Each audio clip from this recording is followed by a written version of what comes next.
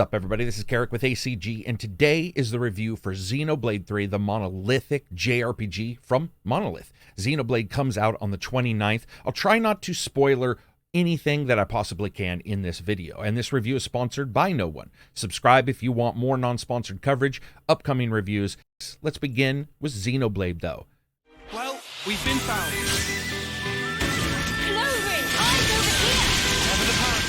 Graphics.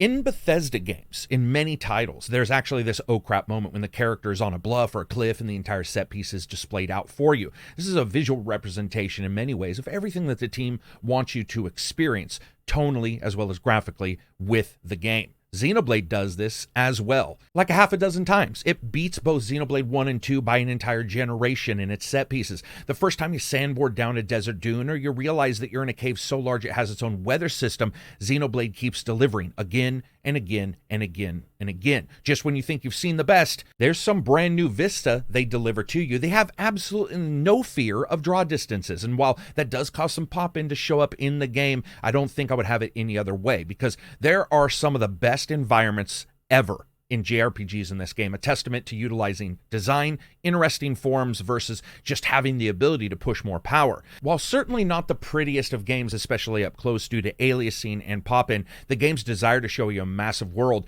that's easily going past its predecessors is very impressive. The artistry as well, the insane cuteness mixing into the game and then rendering out massive robots, magic, and heroism, all putting itself together into one game and never really missing a beat when it comes to making every art piece feel like it's a part of the whole. That fade into these huge locations and lakes and deserts, forests, mechanical cities, everything you can think of shows up in this game and shows up a couple times. It's incredible.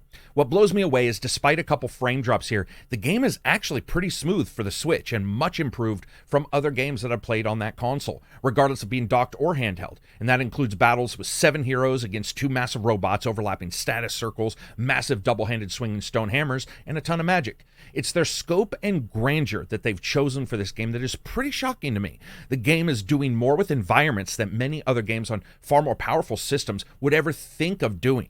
And it's that design and understanding what they can get out of the system that works so well. Circular stone monoliths you can run up and look across entire vistas, underground lakes you can swim in, and collect items while fighting off some really excellent monster designs. And that is one thing I want to talk about. While they do certainly skew to an offside kind of look to a lot of their monsters, a mixture of normal creatures we expect with more otherworldly ones that keeps you guessing on not only what you're going to see, but what attacks they're going to form with their oddities, I still liked it. The Ouroboros melds are also very unique looking, more celestial in many ways than robotic, with wild attacks and big mech stomping moments before overheating causes them to spit out the 2 characters that merged. Also, the game has a fully adjustable camera all the way down to a cool first-person camera and then out to a point where characters are almost minuscule on the screen. And no, don't think for a second that first-person mode is playable. In battles, it's at the very least terrible. But for enjoying it as you run around, it is certainly a mode that you can jump into. Xenoblade 3 it's stunning, even with the hardware shortcomings that crop up. It's just outstanding how far they have gone, even for their own previous games. It's a challenge to other developers on this platform, and almost instinctual ability that they show to decide, then define what a gamer would want to see in a fantasy world, and then filtering it through their own designs. If there's one particular graphical element that really does have issues throughout the entire game, it's the almost reverse pop-in that you'll see around some characters' feet when running on grass, where the detail is actually out and in sort of the middle range, but then disappears as you get close to it. This is an odd look and one I haven't seen in a lot of titles, and it is a bit disconcerting as you continue to play in some of those prairie elements, or where there's tall desert grasses, or foliage on the edge of swamps, or just in some of the larger locations. But seeing isn't everything. Sometimes you got to get to the nitty-gritty, and that's the gameplay. And Monolith Soft might be the perfect name for a developer to create this game, because even from the get-go, the amount of content, story, gameplay is monolithic in and of itself, and it does nothing but grow from the starting. Xenoblade Chronicles 3 might be one of the best sequels ever when it comes to onboarding new players and keeping prior players engaged. It starts out with a cutscene with the two armies of Ionius and attacking one another, massive robots with leaders standing on the robots' heads, because, that's probably the safest place in a fight. Two massive nations always at war, constantly battling for a victory. Almost no one can even remember why, driven by leaders that probably have no real right to lead. And by killing and fighting and dying, they fill massive army gauges called the Flame Clock, which is the source of the side's power. Soldiers that are born and bred to live 10 years probably don't have a good future ahead of them, so every single character in the game is fighting for the specific time to make sure that the life clock of their colony doesn't end up fading away. And at the first moments, you play two sides of the coin, sort of learning the nation's history on each side, and then later joining up. You'll also find out that you don't really need to have played the first two games to play this third one. You'll get more from it. But it isn't really required. The game's story stands on its own, and there's some deft writing I'll talk about in a second. But it also filters in bits and elements that will make those who are familiar with the first two feel like their time wasn't wasted. And not wasting time is the name of the game here. Let's talk about combat. You jump down into this. The game starts with these two teams of 3 characters each that form together, controlling them in real time during the battle. The player takes control actively of one of the other characters. All the other characters auto-attack. You can also auto-attack as long as you just stand there near an enemy as well. With these basic attacks, arts get their power and so on and so forth through the other types of arts. Some arts work better for attacking from the back or the front or the side. In addition, some of those attacks add status effects. And you do have to be a bit prepared because the game can get chaotic. 6 characters all unleashing power attacks, then 2 of them melt into a jacked up Veritech with butterfly wings that pirouettes like a ballerina to do damage, and that's low-level stuff. So tracking everything can be a hassle at first. It's visually incredibly busy. Once you understand what everything's trying to tell you, though, it does get a little bit better. And this is in particularly due to how they base their open world. So the open world of Xenoblade 3, it's just a godsend in how it feels. It feels a bit like Monster Hunter at times, with all of these creatures roaming everywhere, low, medium, and high levels, far beyond what you can take on right when you drop in. But the best part of it is it lets you test and retest, experiment, and solidify the combat choices that you're going to want to make. Moving through these massive locations and picking and choosing enemies and mixing and matching abilities, gems, and skills can take hours. And with the difficulty able to be adjusted at any moment, if you just want to track damage like the world is just one big shooting range, you can do that as well and sort of come to grips with how all these characters work, because there's a lot to come to grips with. The first is the class system, and it's massive. It first starts out with the characters from the basic party having one class, then unlocking the ability to get another class, then more as you continue and play until you have a ton. Here, the characters themselves have an affinity with each class, meaning randomly switching out any character to another class doesn't always make sense, sometimes as they have a poor rating with that particular class. But that doesn't really restrict you, it just alerts you to the possibility of something being a bit less easy to work out if you want to do that. And you will want to switch the classes, because they can max out in their level, though later on you do get a chance to dive in more with each one of them. It's not instantly available. So that means you might have 3 ogre class characters, a tactician and a healer. Then you get the alert that the healer and maybe one of the ogres have maxed out their class. So if you want to, you could get more powerful. You could also just switch those 2 characters completely side to side, and now one character's the ogre and one's the tactician. However, if you look at the character, they may not have a great attribute rating with that particular class, and that's where the other classes come into it. Other classes are unlocked in various ways. I'll get to those in a moment. Arts are connected to all of that. Arts at first are completely dependent on classes, but as you master arts, you can then start adding them to your independent classes as well, starting out with 1 art from a previous class and going up to 3, using the face buttons for the current class-based arts and the digital pad for the ones that are carrying over from the prior classes. This is a masterful system, giving players a feeling of actually learning something from prior classes. Like, hey, I learned 1 or 2 things that are really good in these last 20 hours, and they don't just magically go away. Instead, you can carry them forward with you.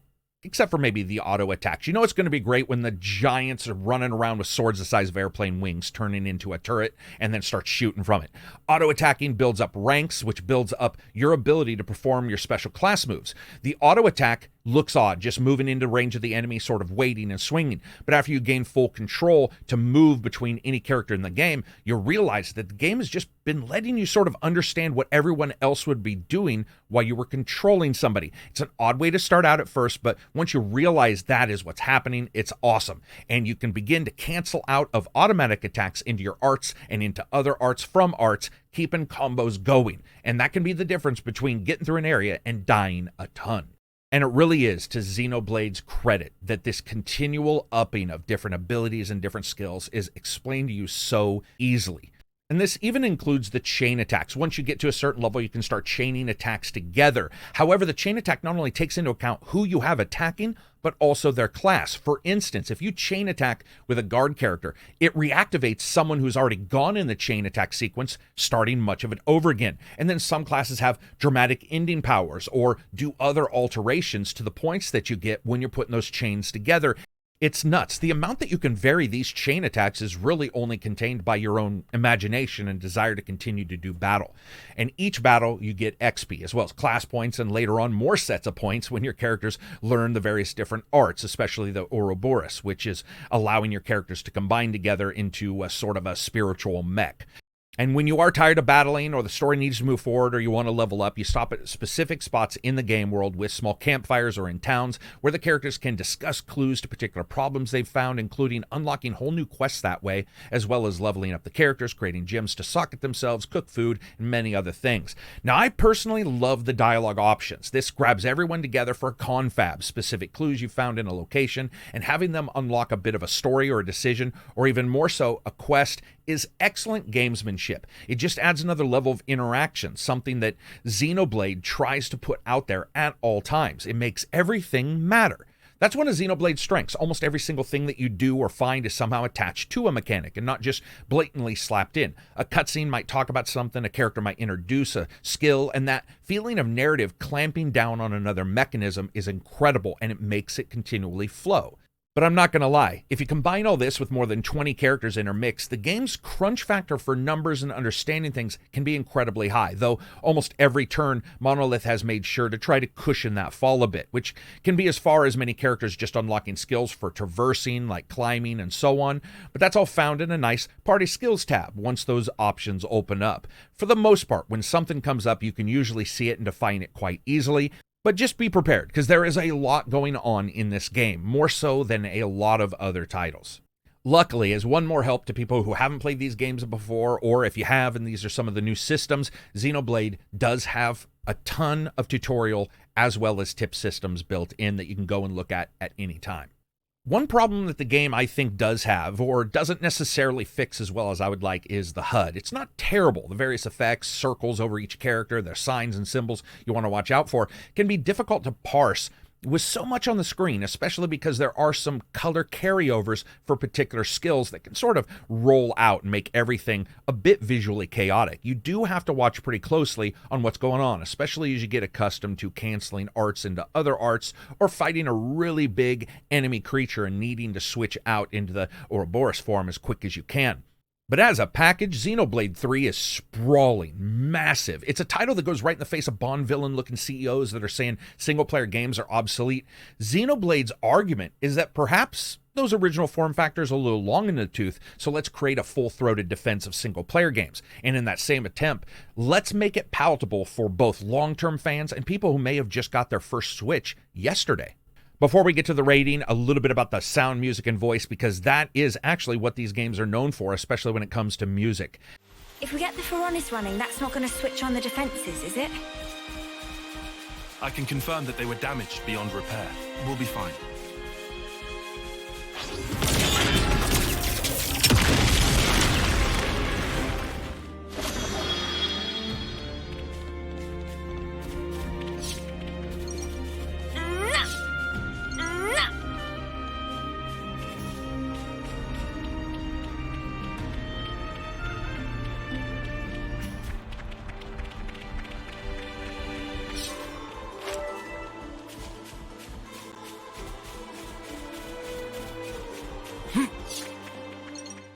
And this might be the best music of the year in a game for me. It's generally thematic to fantasy themes, but it's the arrangements that are just incredible, from the solemn moments playing flutes over fallen enemies where everything fades out and it's just these two characters playing as someone's soul goes into heaven, or sneak along the bottom of massive valleys and incredibly tense music starts to creep up, and it feels connected via shared instruments, but never feels samey. It's the tempo, the tone, the atmosphere. It's incredible.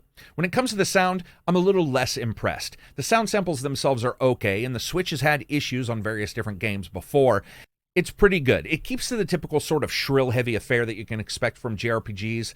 Mixing in some of the cutscenes is a bit off as well, with the music making it a little hard to hear the characters talk, but you can adjust that. The big issue here is, of course, the footsteps that sound like clippity-clapping horseshoes about to fly off. Those sound samples are not great, and with 6 to 7 characters running around on screen, it can get a little bit nasty sounding. When it comes to the voice, though, they're excellent.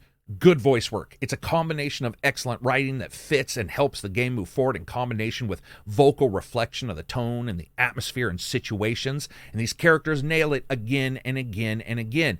It does it in so many incredible ways, from the main characters and their far less sing-song type of delivery we may have come to expect from JRPGs, but it at the same time doesn't remove emotion from those moments.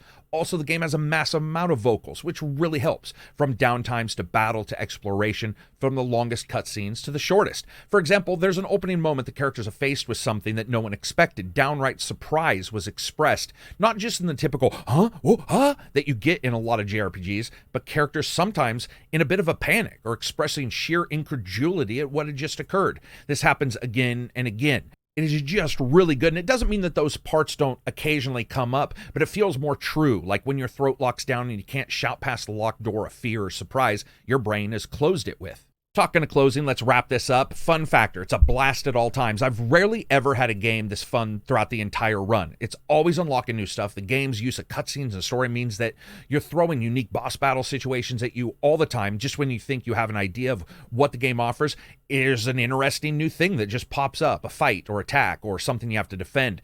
It goes straight up anime at times, massive creatures hundreds of feet tall battling over all these ragged lands, and that's when it's at its most visually impressive, and then it drops down to these open worlds, and as you're moving around, you sort of realize just how much work has gone in here. It is really an enjoyable title. And that brings me to the rating. I haven't finished this one. I've put more than 70 hours into it, and they've been exemplary. Not a single crash or bug or known issue that I can find. However, if you want to call this a review in progress, I will say right now, up to these 70 hours, it is absolutely worth getting. The story takes a while to get going. Actually, it doesn't really. It just feels like it. About a fourth of the way through, you realize that almost every single thing that's been talked about matters in what's going on, which is actually just a sign of excellent writing. But the story is awesome. The world is open and huge. The classes are engaging. This is one of those games that has just not stopped surprising me from start to where I am right now. Also, I get this from my local store. Be aware that there's a lot of spoilers out there for the ending and all that kind of stuff, because this has been out for a long time in various different places. So just be careful of what you see on the internet. So anyway, that's it for me. I hope you guys like this. If you do, give it a thumbs up. Share it, please. Put it on Reddit or Twitter, Facebook, wherever you are. Share it, because a lot of people are going to be looking forward to this game. And as always, you can join the Patreon, you can join the Twitter, all that kind of stuff to help me give you guys reviews. Keep your heads up for another Walking the Walk, as well as some more reviews. Peace out, and I hope you have an awesome time if you get this game.